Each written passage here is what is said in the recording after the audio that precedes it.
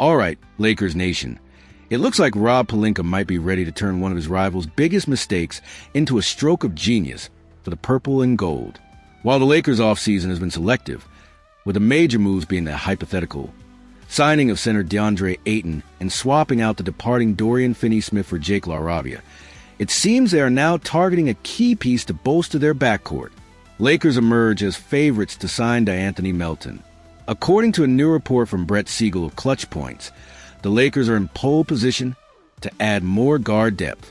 The report states that Los Angeles is now the favorite to sign free agent guard De'Anthony Melton. The logic is clear. After securing their starting center in Ayton, the Lakers are now seeking backcourt help, specifically a defensive-minded guard to complement the offensive brilliance of Luka Doncic. Siegel's report notes, De'Anthony Melton has been a prominent name linked to Los Angeles throughout the offseason, and there is a growing belief that the Lakers will sign him in free agency, sources said. The Warriors trade that backfired. This is where the story gets juicy. De'Anthony Melton, known for his tough defense and hustle, spent last season with the rival Golden State Warriors. He started the season well, averaging 10.3 points, 3.3 rebounds, and 2.8 assists in his first 6 games. He even hit a crucial game winner against the Mavericks in the NBA Cup.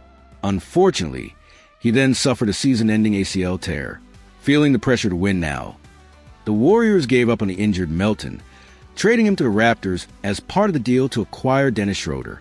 In a move that makes the Warriors look even worse, Schroeder's tenure in Golden State was a disappointment, and he was traded away just a few months later to the Utah Jazz. A perfect revenge tour opportunity. The Warriors' impatience could be the Lakers' gain. By giving up on Melton, Golden State has potentially handed their rival a perfect role player. Now fully recovered, Melton has the opportunity to go on a revenge tour. He can show the Warriors exactly what they gave up on, all while playing a crucial role for the Lakers.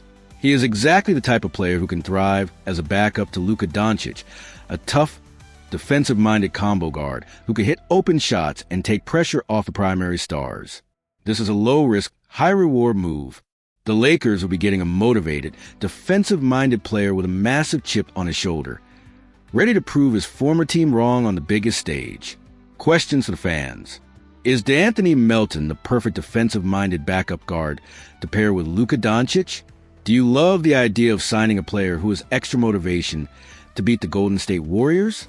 With Ayton, LaRavia, and now potentially Melton, how are you feeling about the Lakers' offseason moves? Let us know your thoughts in the comments. Why Jackson Hayes has a no-trade clause in his new one-year LA Lakers contract. The Los Angeles Lakers have finally addressed their issues at the center position. Even with the signing of DeAndre Ayton to a 2-year deal, the Los Angeles Lakers needed a backup center to ensure the former number 1 overall pick doesn't feel overwhelmed. President Rob Pelinka did just that by signing Jackson Hayes to a 1-year contract. Despite Hayes being unhappy with his standing in the postseason, the 25-year-old has returned to the team. Jackson Hayes earned a no-trade clause after returning to the LA Lakers. This will be the 3rd consecutive season Hayes has signed a 1-year deal with the purple and gold. Interestingly, this time around, the veteran center has a no-trade clause in his 1-year contract. Considering that only LeBron James and Bradley Beal have no-trade clauses in their contracts, Hayes receiving one might come as a surprise to fans. After all, NTCs are usually reserved for the biggest names in the league. No offense to Hayes, but he is nowhere near that level. So, why does Hayes have a no-trade clause in his contract? This happens with all 1-year deals for a player who gets 3 or more consecutive seasons with any one team, because they acquire bird rights at that point, and those will be lost with trade, explained Lakers reporter Trevor Lane on X. He added, thus, the player gets a chance to stop a trade since their bird rights will be lost.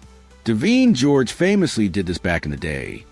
As Lane mentioned, this was part of the NBA's new collective bargaining agreement with the NBPA.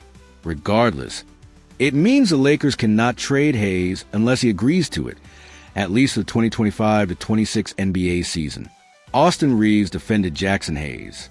Hayes averaged 6.8 points, for 0.8 rebounds, and 1.0 assists per game for the Lakers last season.